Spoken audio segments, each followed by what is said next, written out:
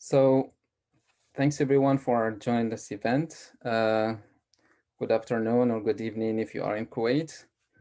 We are delighted to have with us Professor Abdulhadi Alajmi. He's a professor of history at Kuwait University. He received his PhD in Islamic history from Durham University in the UK, and his master's degree in Middle Eastern Studies from Chicago, University of Chicago. His research interests include Islamic history, political and legal systems, and the relations to society. He published many books and articles in Arabic and English. There's a book in English about political legitimacy in early Islam, and many other articles, including the two ones I have shared with you in case you had time to have a look at them. But he has just recently published an interesting book in Arabic about pragmatists in the first century of Islam. He has held many positions, academic and administrative, at Kuwait University. He's a very active figure in intellectual and academic circles, both in Kuwait and in the Gulf. So today he will be talking to us about his projects about early Islam, focusing on political legitimacy and political pragmatism and pragmatists. So he will be speaking for 20, 15, 30 minutes. It depends because it's too late. There in Kuwait, it's 11 p.m. Talk as for how long you want, and then we'll open it up for a discussion. So Professor Alajmi, thanks for your time, and the floor is yours. Thank you, my dear friend Al-Malem, and I thank you for this invitation and for giving me the chance to discuss with you some of this work and certain ideas. It's very interesting to speak about such a field that is changing quickly these last couple of years. There is a great deal of change in the field, and we should remember that it seemed to be a one field when we speak about Islamic history. The field of Islamic history, where the people in the Middle East are writing material about early Islam. The Western scholarship is producing also material about early Islam. However, those who looked into those two fields find there is two fields, not a one field, and there is two style of writing, there is two style of arguing, there is two style of thinking about early Islam. However, I will not speak about this writing and style of writing in the Arab world because this is another topic, but I will relate to the Western scholarship because this is what we're speaking about. In Western scholarship, the reading of early Islamic history have crossed through different stages from the descriptive approach, the accepting of the Islamic tradition, to source critic, where Western scholarship have find that the material and the information that produced by Islamic sources contradict each other. Then they start to choose and pick which material from which sources should we pick and rely on.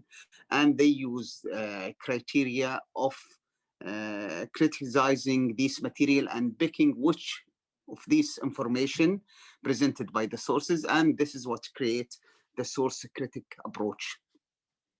The field have jumped a great deal when the later stage, which we call the tradition critic, where certain scholar in the Western scholarship decided to find that there is certain tradition, a whole tradition should not be taken seriously or believed, but studied as from a level where you do not believe it, but you can study it as the anthropologists do, is trying to figure how do other people think about themselves. So this is a new level of studying Islamic tradition, and that create a great deal of doubt being put in first hadith, then historical material, then the Quran in certain stages. Later on, the latest of this school became the skeptical approach, where is a certain approach that said all of the tradition cannot be trusted, and we cannot use it as the whole tradition, all the Islamic presentation of the Muslim community or the Muslim society describing their history. We cannot take it as seriously or as a material trustworthy. So this is the last stage of development. And from there, Western scholarship start to create many different fancy arguments. You have seen some of these titles that, for example, the early Muslim are from somewhere in it's a Jewish community. It is the Quran written in Hebrew.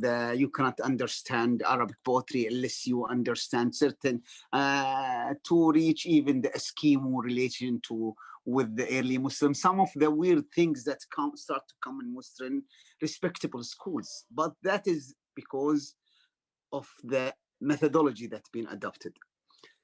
In this level of Western scholarship, very important scholars have re-engaged in the traditional criticism and went back to the battle with the whole argument presented to tradition criticism approach, and start to gain position and start to assure certain level of authenticity to the tradition in general. I will name one because I want to go to, I don't want to spend all of the time. I will name Harald Matsky, who engaged strongly in a debate with the Shah, with Goldshair, with all of those who doubted the whole Isnad hadith tradition. And he did an excellent work where he demonstrates strongly that these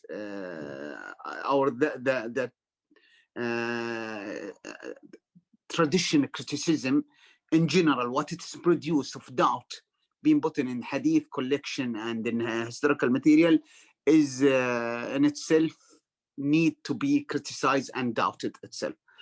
Again, a new development, a very important development. This is a stage. So we are back to the level where we trust tradition in general. Historian kept using many different ways. Western scholarship start to produce different articles that belong to source criticism, tradition criticism, skeptical approach.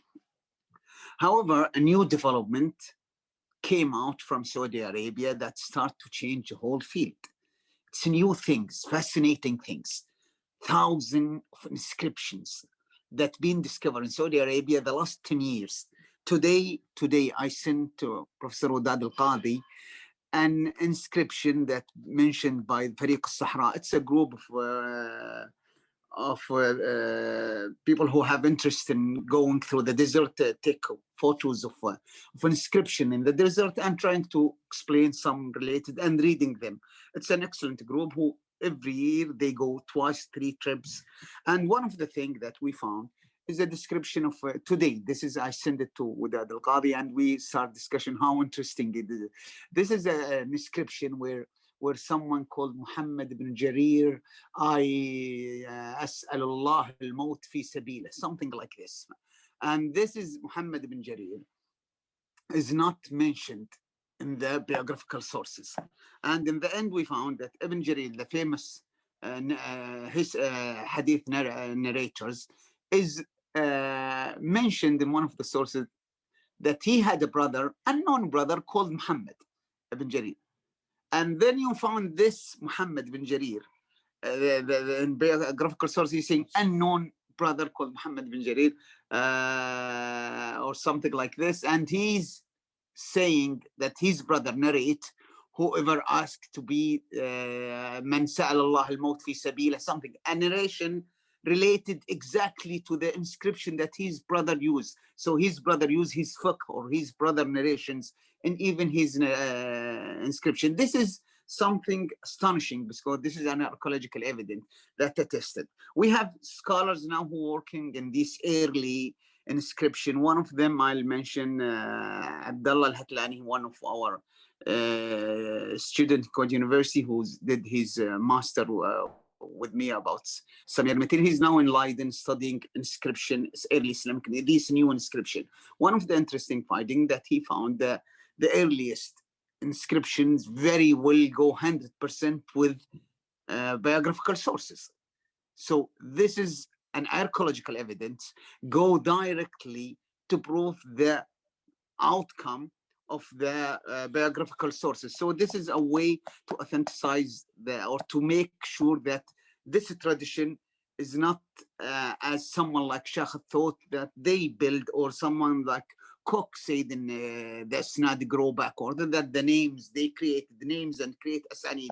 When you go to an inscription, you find this name in asanid, who Shakh said, for example, that they created them, or Cook said it's Grobar. You find the name exists in inscription. So, and this is something that they cannot do.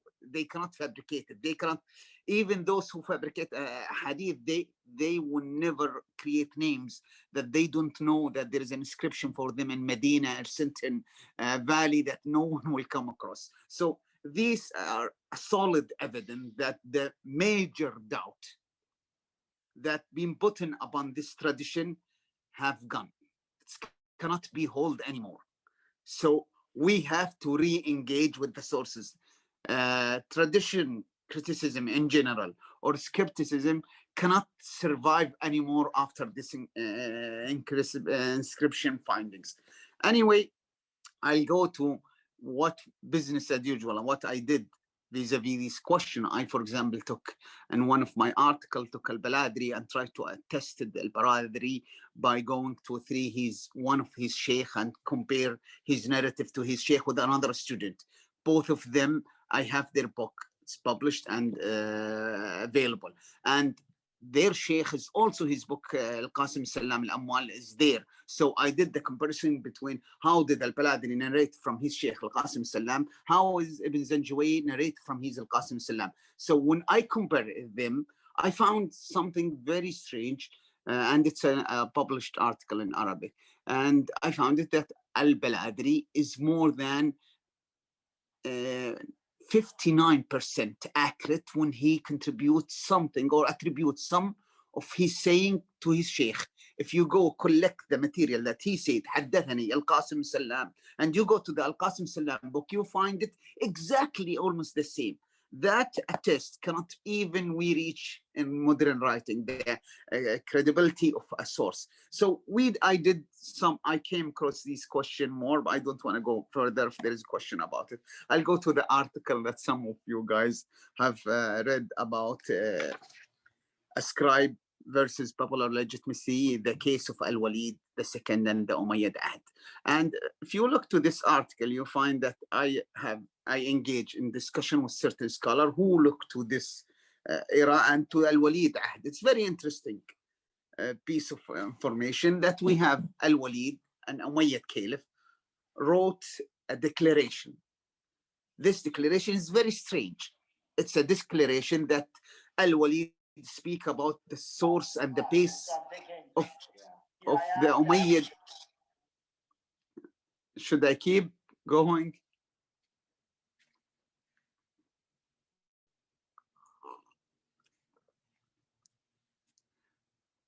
So Muhammad. Yes, please continue. Yeah. Yes.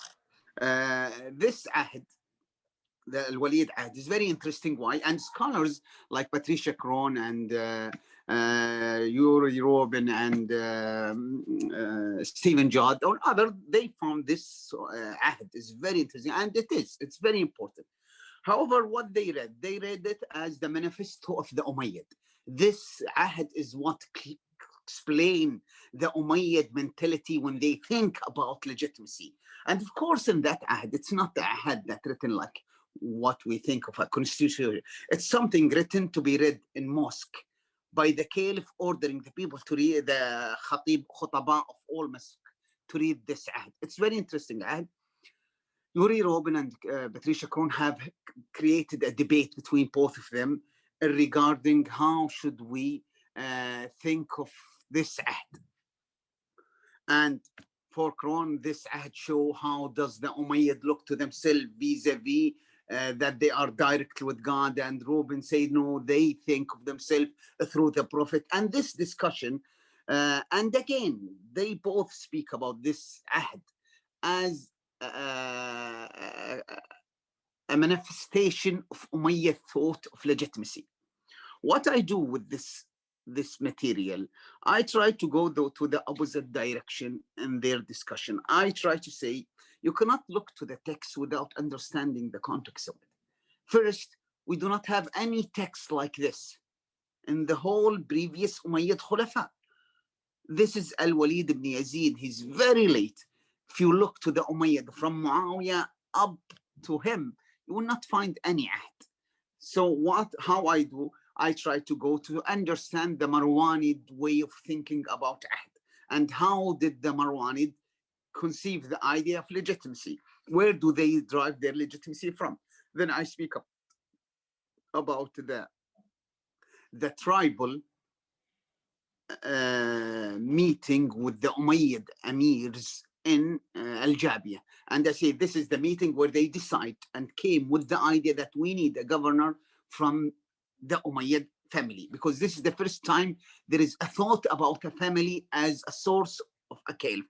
We have Muawiyah putting his son, we have Ali, his son succeeded him, but none of them were talking about a family. It's only a direct practice directly to choose, or either Muawiyah, his colleagues nominated his son, then he accepted, or Ali, his colleagues or his followers nominated Al-Hassan. However, this is the first time there is a meeting saying, okay, let's choose someone of this family. Then this is with that meeting, we have what we call a thought where a source of legitimacy, a family that will produce someone we will accept. In that, I also discuss one important thing about, we see it a lot of in scholarship. For example, the Quran are very interested in the title Khalifatullah, and most of our scholars, when you look to Western scholarship, you will find it's very fancy to speak about titles, about a mosque with a name written in it, and this is sound like this is the legitimacy thing that we should discuss. And it's true, this is related to legitimacy, but this is not the source of legitimacy. This is not what gives you the legitimacy. So I start to distinguish between two things. I'm saying there is something that give you the legitimacy, the power, the source to be the rulers of the whole empire, and there is something that you use to gain a prestigious look vis-a-vis the legitimacy question. So whenever you have a title, Amiru, Khalifatullah, Al-Nasir Billah, Al-Haqq Billah, whenever you build a mosque, whenever a poet saying something good about you, all of this do not give you the right to rule, nor does it give you the status to rule. It's only when you gain the ruling status, you will use this material as a way to enhance your appearance to the community. However, our sources, when they speak, when they study this title, they go deeply to think about that these sources, these title are the source.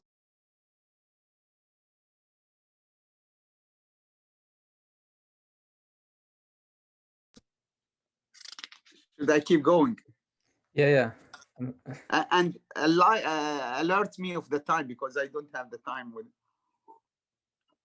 So we finished 10 minutes, 15 minutes. Okay, yeah, 15 minutes if you finish this and the other thing. So. Oh, okay, then in this article, I said in order to understand the Umayyad legitimacy, you should think this way. There is something that gives you legitimacy, which is a tribal and elite. Also, a ahd from the caliph. This is what gives you the right to rule, and this is what ensures your ruling. However, if you come in conflict with the elite, those who are the reality or realistic source of legitimacy, if you come in conflict with this group, will not serve you much that you have the title of Khalifatullah, Habibullah, Imam al-Huda, whatever title you have, that will not work. What would work, that you gain Ahd, and Ahd is someone, a previous caliph, nominate you to the seat, which mean that the ruling family is with you. And the second thing, the elite, other emir of the ruling family and tribal leaders of the hegemonic force in the Umayyad state. So I make these two things, the requirement to reach the position of holding legitimacy. And whenever you have a conflict in this level of the elite, you will need to do other activities. For example, Al-Walid reach. Why do I choose the Al-Walid case? Because Al-Walid case is very interesting. Al-Walid reached the level of being the caliph, though Hisham, his uncle, the previous caliph, did very strongly to impeach him or take him out of the seat, being the heir to the throne. And he did lots of activity, but could not remove his nephew from this seat. And Hisham exercised. It did not work because Al-Walid have ahd. Hisham had tribal leaders, but could not make it. Stayed around 20 years, but the attempt to impeach or to take out Al-Walid from Wilayat al-Ahd failed. Then when Al-Walid became the caliph, we will look again to the same question. Al-Walid decided to choose the two Wali al-Ahd, his two sons. He picked them to be the later caliph, and when he died, his brother behind him. Al-Walid became in conflict with the elite of the Umayyad. Now we have a struggle inside what does make you a caliph. Then in this moment, I'm saying this is the environment that produced this act. It is a unique moment in the Umayyad history where we have a nominee for the caliph with ahd, but he has no support from the elite. This is the case. This is why he produced such a material trying to appeal to the people with the legitimacy. So al-ahd, this Umayyad ahd, is not the manifesto of the Umayyad. It's the moment where the Umayyad or the Al-Walid get out from the normal way of business in the Umayyad electing of the caliph. And this is why I'm saying Kron and other scholars, when they look to the ahd, they did not see the critical point of the ahd. And they look to what does their presentation of the Umayyad vis-a-vis Allah and the Prophet, but ignored or did not notice one thing that I bring out in my article, is where Al-Walid, he say, and if one of his two sons dies, the Amir al-Mu'mineen, referring to himself, is free to pick any one of his ummah. And that in itself, this is the point where I identify that this ahd is the moment where the caliph came and struggled with the traditions of the Umayyad. The Umayyad, whenever the caliph died, they will choose not any one of his ummah, he will choose any one of his family, the Umayyad. It's not written. This guy is writing now this issue. This guy trying to go out of the Umayyad traditions to aside the elite of the Umayyad, the elite of the ruling family, out of the question of picking the new caliph and saying the Amir al-Mu'mineen has the right to pick anyone.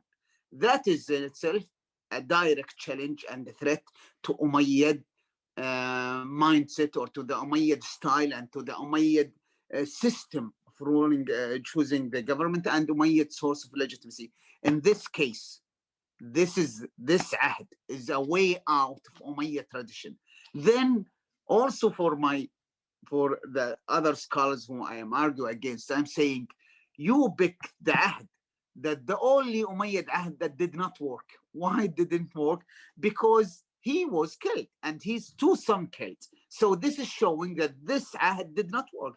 It's a ahd that lack the real basis, and the real basis is ahd and Umayyad elite agreement.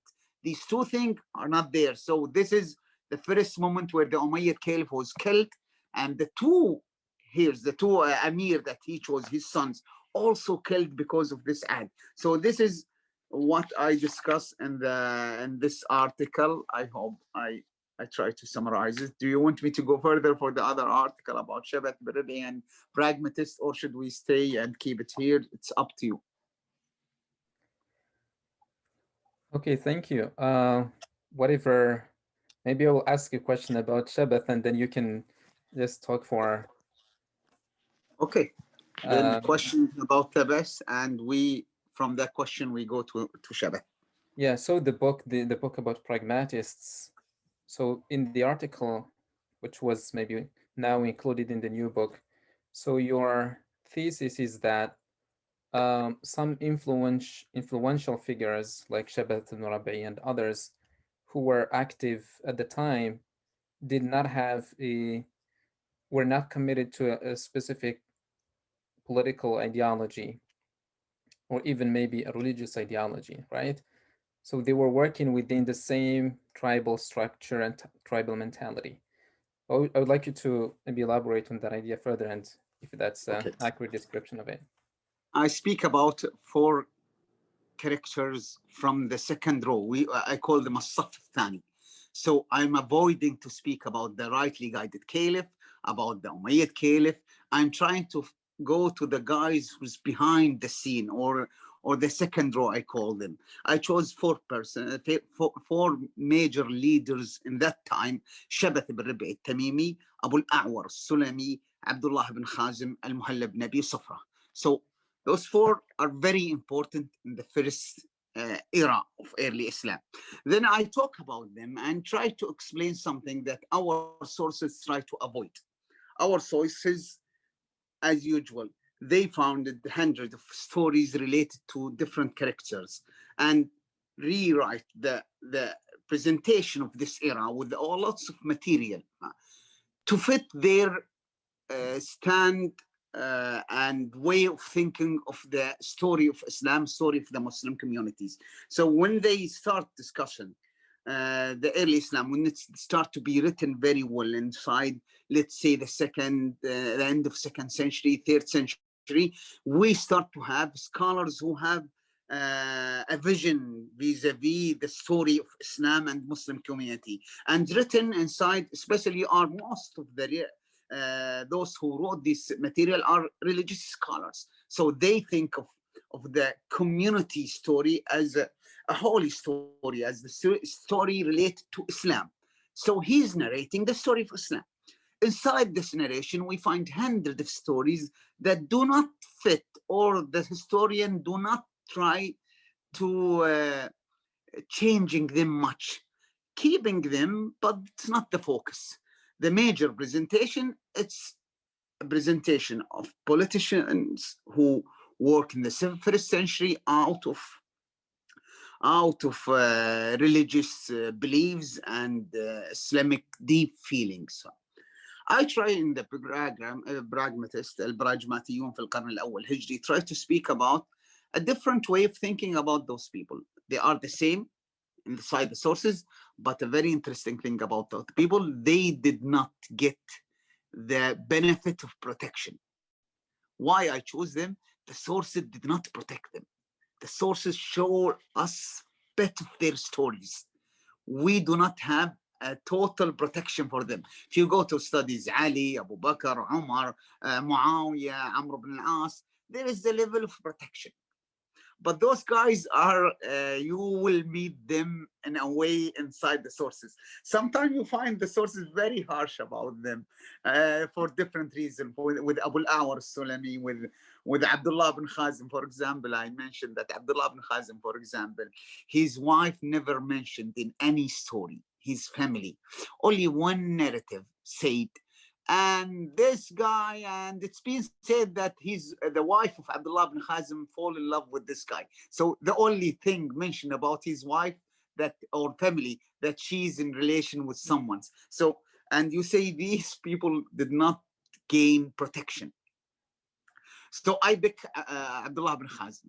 Shabat, the article that you've seen is Shabat. Shabat, very interesting guy. the Islam came. He's from Tamim. Tamim is very important tribe in Arabia. They are one of the strongest tribe in Arabia. They are very arrogant, strong, with deep history. Quraysh used to seek protection of the Tamim in certain area of this desert through their route to trade. So the Tamim tribe, after the death of the Prophet, decided this is the first scene of Shabat. We do not see him earlier. This is the first scene of Shabat, that his cousin declared herself as a prophet, Sajah Tamimiyah. So Sajah said, I am a prophet, as prophet. So, and we Tamim should have our own prophet. And this is the first mention of Shabat ibn Rabi'. He became the mu'adhin of Sajah. This story in the nation. Then the whole project of Sajah group failed. Then after that, his father was chosen, Shabat, to be the guy who will collect zakah and material like this from Umar ibn Khattab. So this guy, his father is a figure inside Tamim tribe. He's a sheikh from Shuyukh Tamim. Then after they went to the Amsar and settled in Iraq, he became the sheikh of Tamim, one of the major sheikh of Tamim. The stories show us this guy again active in political life in the new Amsar, with criticism to Uthman. So there is a certain narrative that he criticized Uthman during the life of Uthman. Again, the sources showed us that after the killing of Uthman, he joined the criticizing of killing of Uthman. Then after that, and a certain narration and show us Shabat working with Aisha and Talha for preparing for Ma'rakat al-Jamal, or certain indication that he was with the part that against Ali. After Ali finished the battle of al-Jamal and defeated the group, Shabat joined Ali and became one of the commander of a small Kardus, they say, small size of the military. And the stories show that he went to Muawiyah and entered to the Muawiyah and spoke with Muawiyah and say to Muawiyah, would you expect that you will be in the level of Ali? Ali is, and he's advocating Ali very well. Then Muawiyah said, please, you should respect yourself. You're speaking and there's older people than you. You should respect self. Then he shouted to Muawiyah and said, you will see tomorrow in the battle how we will handle you. Then they went to the battle. They start the Siffin clash. They did not win. They couldn't achieve what Shabat want. So in their way back to Iraq, and among his tribe, he was very angry. His tribe is very angry. We killed and we did not win. We achieved nothing, no money, no income, no glory of the victory. And in that moment, he started joining the group who protest against Ali, and they pick him to be the leader of the uprising against Ali. The قائد الجهاد, أمير الجهاد, because what they call the محكم or the Khawarij have two leaders. They chose Shabat to be the leader of the army, al-Jihad, and they chose another character to be the religious leader, the Imam al-Salah, because I think they doubted the religiosity of Shabat, and it's clear why. Then after that, they start to thinking of we should pick someone to be the leader of the whole movement. And they start to speak with people from Tamim. He felt insulted. And the Sheikh of Tamim, you were calling someone to find. In that moment, the government of Ali start to connect with him. And of course, Ali gave an offer. Would you join us against your group? And we will give you a position. Of course, if you know in the opposition, if you work with the opposition, let's say as a leader of the army of the opposition, but the government decided to give you a position in the government. Of course, working with the government is more fruitful than working with the opposition. So he became the leader for the Maymana for the Jaysh of Ali in the Battle of Al-Nahrawan. So, and he attacked the group. He used to be the leader of their army. He attacked them with Ali, and the total destruction to the group of the Al-Haruriyah. This is what they call in the sources. And he became a very important leader in the Ali army. Then Ali died, as you know the story, and Al-Hassan came as a governor of Iraq. Then Al-Hassan gave up the whole project and gave Muawiyah the whole leadership. Of course, as you remember, this guy have insult Muawiyah, and then Muawiyah now is the leader of the community. As a pragmatist, he decided to play it quiet. This is not our era, let's play it quiet. And he did so. And we do not see him active in the during Muawiyah time, unless with one incident that he took the opposition of Muawiyah, as he guarded them to Muawiyah. So he also, that level show that he got involved to save the Muawiyah. Then with the death of Muawiyah, a new system came up, that is, there is a way to rethink, should we stay with the Umayyad? He, Shabat, one of the famous one that who wrote to Al-Hussein, calling him to come and to join, and we will join him. He said, أقدم على مال ورجال. Came, we have men and money, and the weather is very well. And Al-Hussein decided to take the risk. Shabat and other leaders called him to come, and he came. This is the leader of Tamim, and there is a couple of leaders, and he sent his cousin. His cousin was killed. When he came, the story go like this. When he came to reach, before he reached Iraq, the government of Yazid in Iraq decided to create an army, or to build an army to attack Al-Hussein. So they picked Shabat to be the leader of Ar-Rumat. Then the sources say it like this. He said, أنا يعني شيخ الثغر أجعل على الرماة. I am one of the prestigious leader of the area or of Iraq. You put me in the Rumah, I should be in the lead or something to kill Al-Hussein, whom he wrote to Al-Hussein to come. Then after that, he participated. The story also said that Al-Hussein called his name, Ya Shabath ibn Rib'i, Alasta man katabta li. And he called Al-Hussein, said that he called all the names. Then again, they killed Al-Hussein. He joined the city. But of course, Yazid era finished quickly, and the new group have came to call for the taking revenge of Ali's Hussein death.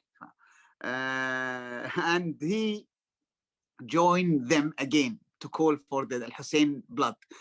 He is one of the leader of the army. Do you think of that? And those who killed Al-Hussein decided not to handle him, and he quickly decided to work with the state, and it's okay with them, and I will work with you for this. Of course, Mus'ab came to defeat them, and he joined Mus'ab again. Of course, Mus'ab got defeated by the Umayyad, and it seemed that also this guy worked with the Umayyad. This mindset sound ugly if you look like this. The way I present it, I don't mean to be rude with this gentleman. He's a tribal leader, and does this way of thinking sound weird or strange? Actually, no. This guy lived in this era, in this area, and before him, his father, grandfather, up to 2,000 years of time. This area have witnessed many different religions, many different authorities. What do tribal way of thinking vis-a-vis politics do? Up until now, we need to protect ourselves. We need to respect our capacity to gain as well.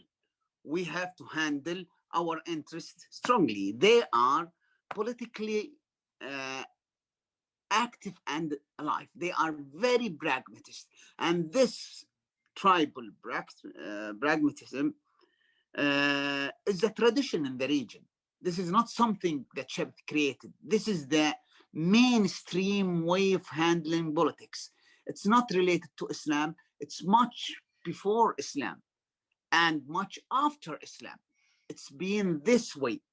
Then again, the question be raised again. So they are not Muslim, they do not believe Islam, they are munafiqun. No. They could be very religious. They could be the source of many of their sons who prayed in everywhere. So I spoke about those. Abdullah ibn Khazim is the one who conquered Khorasan وفتح خراسان من الفاتحين. The names here are the names that I'm speaking about, those pragmatists. They have a higher prestige in their level of contribution in al-Futuh and other things. Though Shabath, we do not have much material about him in the Futuh. We don't see him in the Futuh. I don't know why. And also the strange enough that Abu al-A'war al-Sulami also, they do not mention him in Futuh, though he was one of the leader of one of the Futuh, I think in Qobrus or something, because it's mentioned in Syriac sources, I think. Anyway, the name of those pragmatists related, and their policies, the way they acted, related to a mindset in that time that does respect religion, does engage in most of religious movement in Arabia, much before Islam, much after Islam. And when they engage in these, they became very strong force for this religious movement, and they are very faithful. However, they have a mindset that will recalculate every step in every direction, and what is the gain for his group. This is what he trained to do. This is what he knows how to handle. This is his responsibility as a politician. He cannot just go idealist. One single story, if I can finish with before the questions. Al-Muhallib ibn Abi Sufra, a very strange narration that when Ali won after the Jamal battle, Al-Muhallab tribe was against Ali in Al-Jamal with Aisha. But after that, Ali need to reconcile all the tribal leaders. He called for Sufra, and he said, Sufra, come and bring me one of your sons, so I declare him as a leader. Then Sufra called his elder son and came. He said, let's go to Ali. Ali is the winner. He's the governor. That's it. The case is finished. Now we will join the new state. And his elder son said, no. I will not go to the guy who killed most of our tribe. I will not go. Then his brother, Al-Muhallab, said, my dad, I'll go with you. Let's go to Ali. Then the father said, okay, you're the leader now. Let's come. And he went to Ali. He became the leader of his tribe with Ali. This story, despite any doubt in the nature of the narrative, it will show you the mentality. If you are a leader of this tribe and you say, no, ideally, I will not go to a battle or to blood. No, I am religiously. They will say, okay, you stay in home. We will find a new leader of the tribe. So whoever stayed, he have to use one important thing, just to say to which level pragmatism was there in the size of that who chose Shabath ibn Rabi to be in the stage are the people from the first row. The rightly guided caliph are the one who handle him, they chose him, they use him, they paid him, they created the alliance with him. Sorry.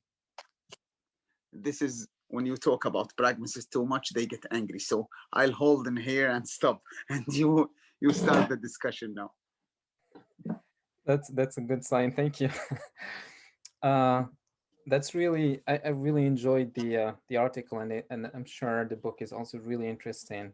It shows this nuanced picture of what's going on. Not just one narrative, is this a religious movement or not? It's much more complex than that. So we have some people who would like to ask questions, so you can answer each one individually, or just you can wait until others ask questions. You don't have to ask a question, you can just comment or add something to the discussion. So Salih, go ahead. Thank you so much. It was a great presentation, and also I can see that you have strong skills in history, like telling the history as like a kind of in a narrative way, and like as a historian, just just oral history. That's very strong. I saw how you were passionate and just it's like as if you were in those books and, just a historical character telling those times, narrating. So it's very nice. And we don't find this a lot in America, in this kind of analytical kind of historical setting. So which is very, very good. I have a question. So you earlier mentioned Go ahead. and how they are backing the biographies, kind of the written sources. So do you see any kind of a search for political legitimacy in these inscriptions? For example, a political authority is sponsoring inscriptions to gain legitimacy. Maybe they served as a legitimacy in those days too, and they wanted to leave those marks behind as source of their legitimacy. So do you see any campaign of kind of inscription producing, like writing as part of this? You speak about you're commenting when I said that certain scholars are so engaged with looking for signs for legitimacy from inscription, from building, from poets. Yes, I'm just telling you, if the earlier, for example, Umayyads, they sponsored these inscriptions to gain legitimacy. So do you see any kind of committed campaign? So, so why did these people write those inscriptions? Are they also related to their kind of search for legitimacy or like providing legitimacy to the ruler? Do you see anything like that? This is what I'm saying. For example, of course, rulers build mosques and build big buildings in order to gain the status of serving Islam, and this is very important for political use and for personal religious use. You remember, those are politicians, that's true, but they also have a religious side of them, trying to explain these symbols or to give them much weight. This is my protest, not that they are indication of certain ideas. They are really, we can read these ideas. However, it's not the source of any legitimacy idea. You will know how does the caliph think of himself. Yeah, it's true. But mostly, for example, if you see Muawiyah inscription of the dome in Taif, you will find him أمر ببناء هذا عبد الله معاوية بن أبي سفيان. So this is, what does that give Muawiyah as a title, Abdullah Muawiyah ibn Abi Sufyan or Amir al-Mu'mineen? Or so it's not the titles, but of course we are in search for to understand. For example, I'll give you a more example of using the titles in wrong matter. For example, one of the people who I discussed with that, and my friend Stephen Judd, he wrote an article about Al-Walid. I mentioned what he said. He looked to a poems that is in Kitab al-Aghani, one of the weakest sources of our tradition. And the Kitab al-Aghani telling a very nice narrative story that it's about art, that Al-Walid, who's very known to be alcoholic and whatsoever, and I said that there is a big doubt about this presentation of Al-Walid, but that he went to hunting or something and he was drunk, then the Jum'ah prayer came, then they asked him to lead the prayer and give the khutbah. So he said in the member and he said, okay, and he recited a poem. And that poem was the whole khutbah. He calling himself Ana al-Salih, Ana al-Nasih, Ana al-Bashir. So he set certain titles for himself. Stephen, what did he do? He took this title and say, look, this is the way the caliph presented himself. He's a da'i, he's al-Qul, he's al-Muslih, he's al-Nasih, he's so on. These all a religious dimension indication of the caliph. Of course, if you know, anyone who know poetry, they know that Al-Walid will not say this very weak poetry. It cannot be even attributed to that time. But even beyond that, let's say I'll accept that. Can that be an indication of his piety and things like this?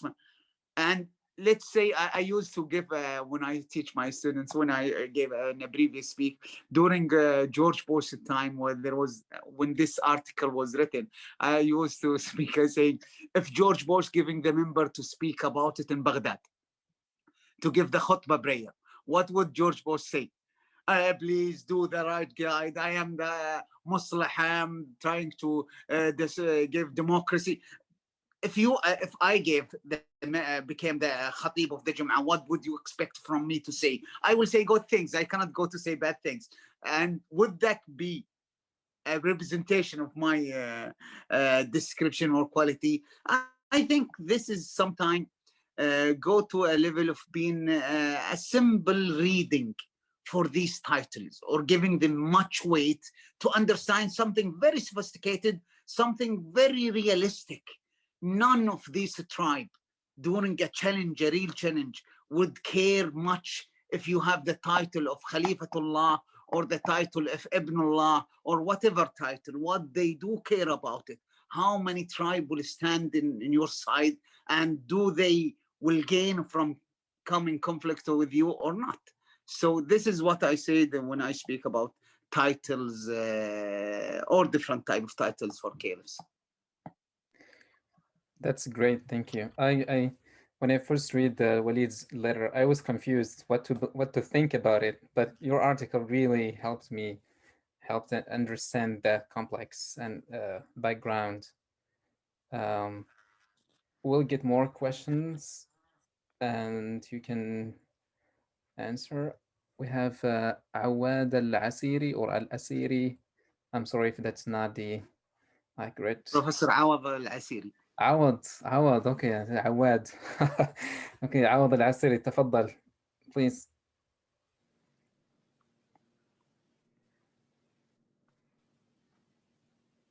Hello. Yes, you can hear you. Hello. Can you listen to me, please? Yes, Professor Awad. Hello, everybody. Hello. Yes, I cannot hear you. Can you hear me, please? Yes, we hear you. I have a problem with the again. I will return it again. Can you hear me now? Yes, we hear you. Hello? Yes, Awad, we hear you. I cannot hear you actually. نسمعك. Well, you cannot hear me, but I cannot hear you. But anyway, thank you very much, Professor Abdulhadi, for your presentation. Actually, I'm enjoying I'm just engaging and enjoying with Professor Alajmi question on the role of Umayyad elite. This actually reminds me or makes me an interesting question in transmitting the power from caliph to caliph, the Umayyad era. You know, it was normally moved from amongst Abdul Malik's sons, from caliph to caliph, but in exceptional case, it moved to the cousin, the caliph cousin. Umar II, Umar ibn Abdul Aziz. The question here, Professor Abdulhadi, to what extent you can see a pragmatic role played by those elite in choosing Umar as the following caliph from pragmatic point of view, unlike what Muslim sources relate. Later, Umar bin Abdul Aziz made reforms against those elite interests. Why Umar? Why they choose Umar? Is there any pragmatic role or no? Thank you very much. And sorry for this technical problem. No. Thank you, Dr. Awad. Very important question. Actually, in the article, I explained exactly, I traced the way that the Umayyad choose the caliph. So we speak about Marwan. There is two sons, Abdul Malik, Abdul Aziz. Then Abdul Aziz died before Abdul Malik. Then Abdul Malik chose Al-Walid and Sulaiman. That we call Al-Ahd. This is the first testing of the Ahd, because Al-Walid tried to impeach Sulaiman, put his son in place of Sulaiman, but he could not succeed because the elite and the ahd with Sulaiman. One of the elite who stood up by Sulaiman was Umar ibn Abdul Aziz. And Umar ibn Abdul Aziz, in a famous discussion, said directly to Al-Walid, if you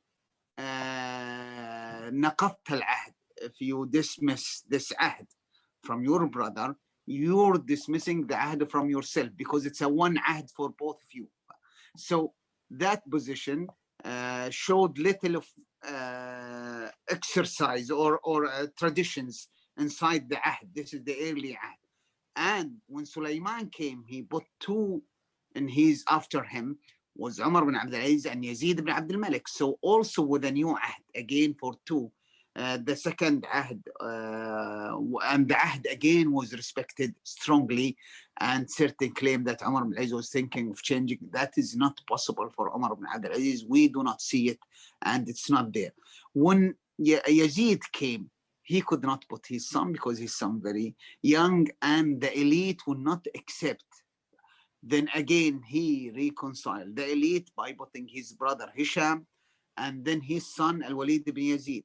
Also, Hisham stayed very long without being capable of taking out his nephew from the ahd. So the ahd is very strong, and the elite as well are the protectors of ahd. It's this combination what created the Umayyad. The first one tried not to use the same material was Yazid ibn al-Walid. So he decided to put his two sons against the will of the elite. In this case, we have our famous Walid letter, and also we have him got killed, and his two sons got killed, and after that a total chaos. The Umayyad legitimacy never established again. So it is tradition related to a balance.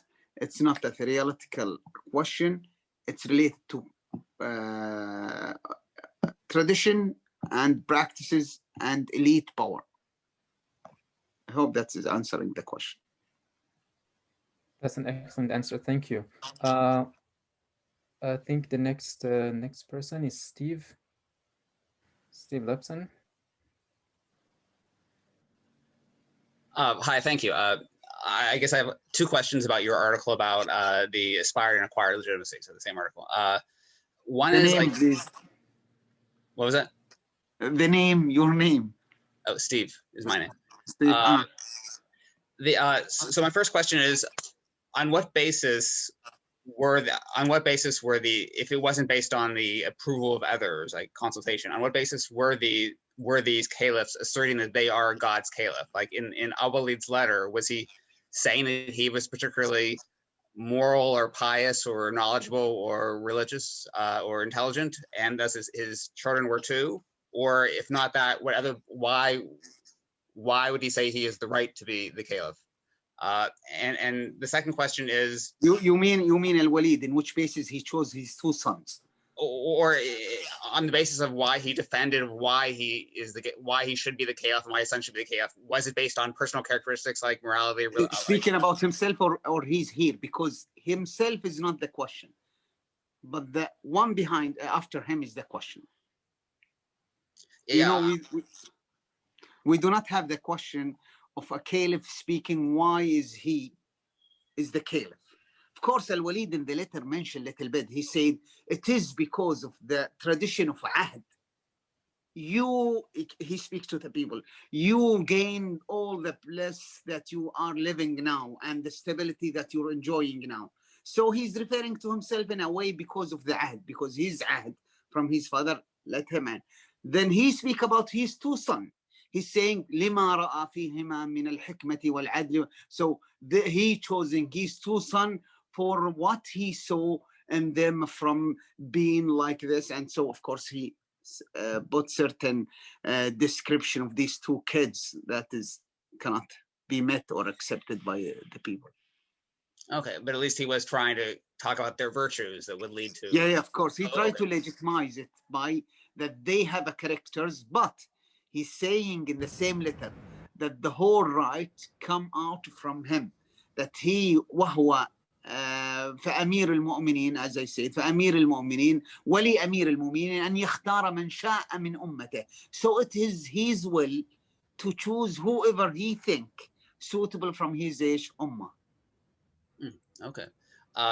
And the second question I had was, it seemed in practice it ended up being very destabilizing to have the elites basically choose the next two rulers, because then the next ruler would just object to it and it could cause tension. Why would, I mean, it might make sense to just say one, okay, I will appoint one heir and then the heir will have to consult, well, with consultation, I'll put one heir and that heir will have to consult to appoint another heir. So why would they make it two heirs? And like even how destabilizing it is, why would they make it allow to be appoint next two heirs and then allow that to continue when it showed it was causing so much tension? And not only that, all of the first one have tried to impeach the second one.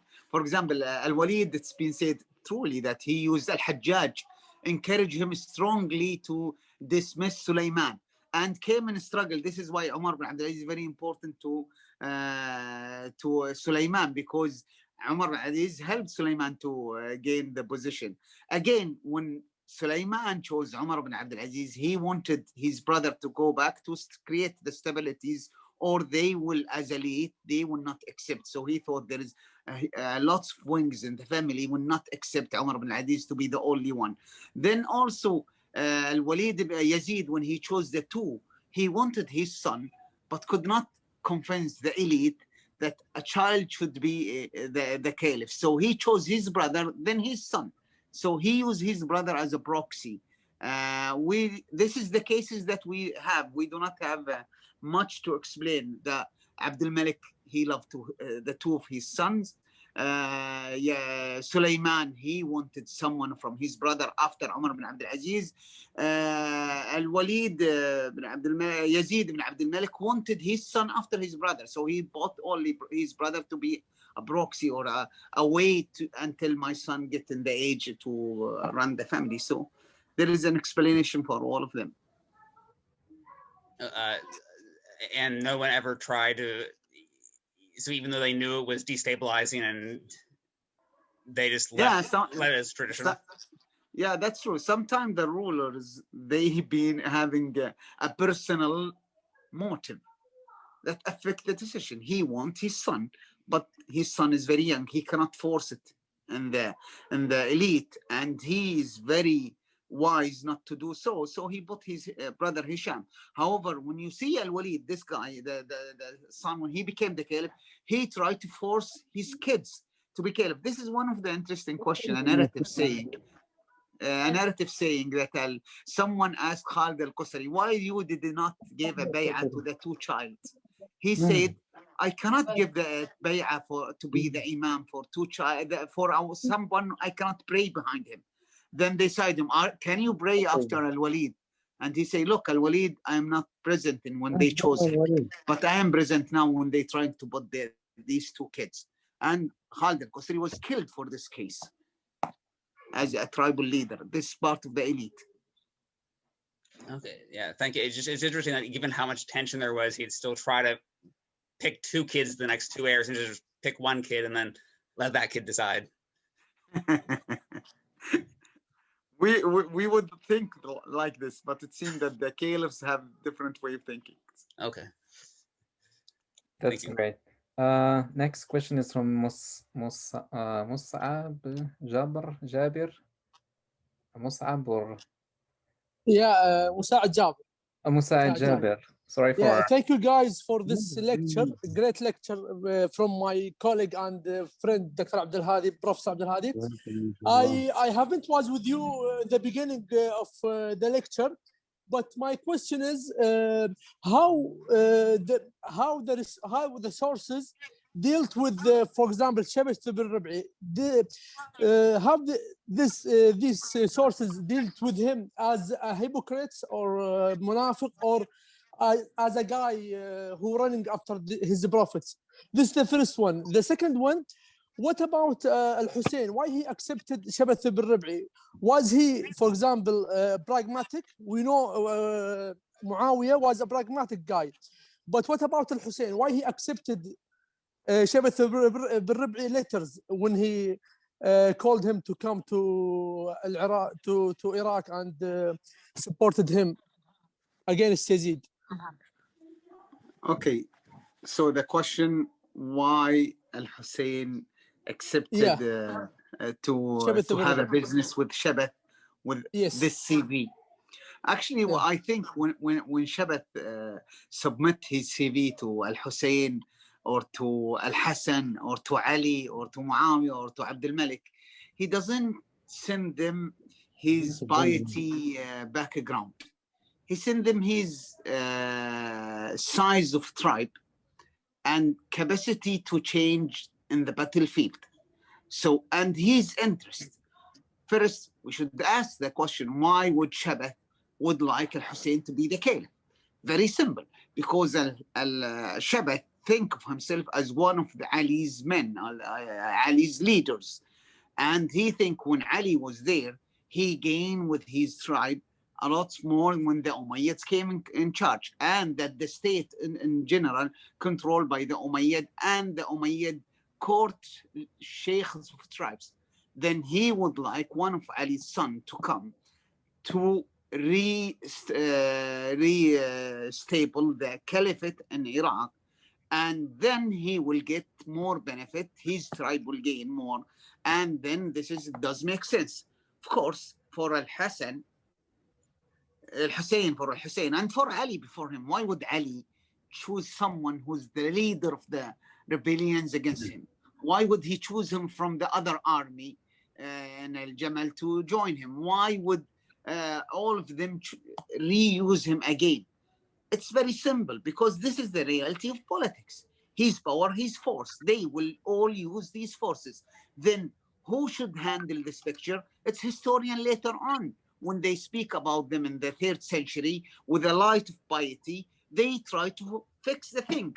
How do they fix? They will put the whole blame in someone like Shabath.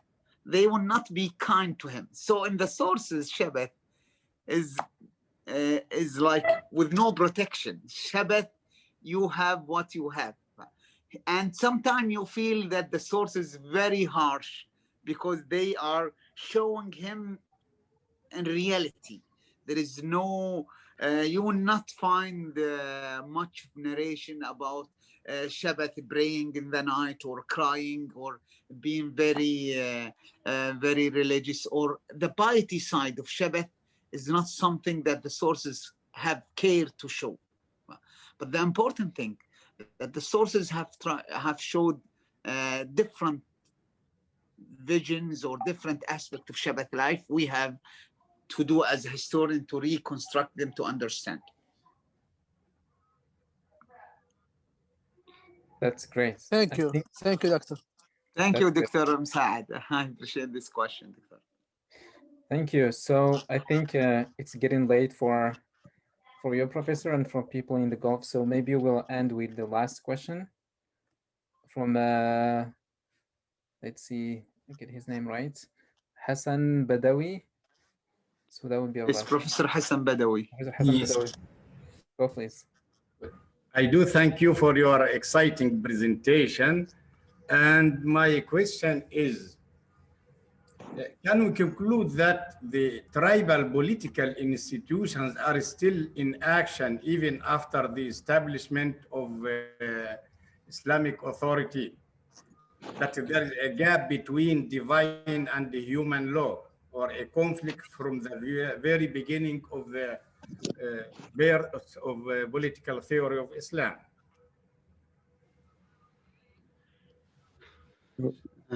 Thank you, Dr. Hassan, Professor Hassan, for this question. Actually, I think that this tribal mechanism of handling politics existed, and it's been brought from Arabia inside more to these new capitals, and it's existed even in these capitals. Let's remember that the Byzantines have handled, and you are the expert in this more than me, Professor Badawi, that the Byzantine, as you know, used this tribal group and interacted with them and created alliance and worked very well with the Byzantines, and they were ready to engage with the Byzantines, again the Persian and Sasanians, and with the Manadira also, so the Ghassasan and the Manadira, and all the tribes in the region do handle different religions. Sometimes they adopt the religion, sometimes they keep the religion, sometimes they change from one side and change also the religion.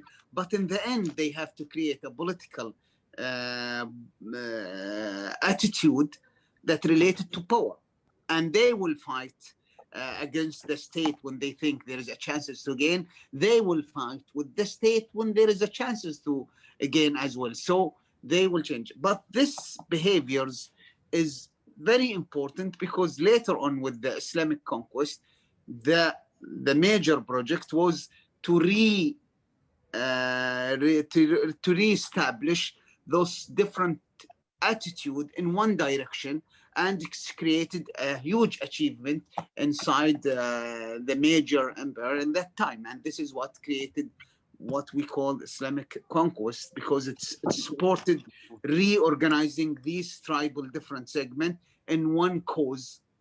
They believe in the cause. This is the thing, the very important thing for what I'm saying. When I speak about that they are pragmatist and realistic and they look for their interests, I'm not saying that they do not have a religious belief that they believe in, that a cause that they fought in, a way to mourn their graves when their death, their losses. No, they expect that what they lost, that it will go to heaven. They did it for the sake of Allah, and then. But this is also related to their decision to which side to fight and to which level they will engage in this fighting, and that kept the same nerve before Islam, much before Islam, and much after Islam. Thank you. Thank you, Professor Hassan, and I think we'll end it here. This has been very insightful and informative. Thank you, Professor Abdulhadi, again for your time and for staying up late to make this possible. And thanks everyone for joining us. Have a good night. Thank you. Enjoy the weather there. Take care. It's snowing. I know. Yeah. Okay. Take care. Bye. Yeah. Bye-bye.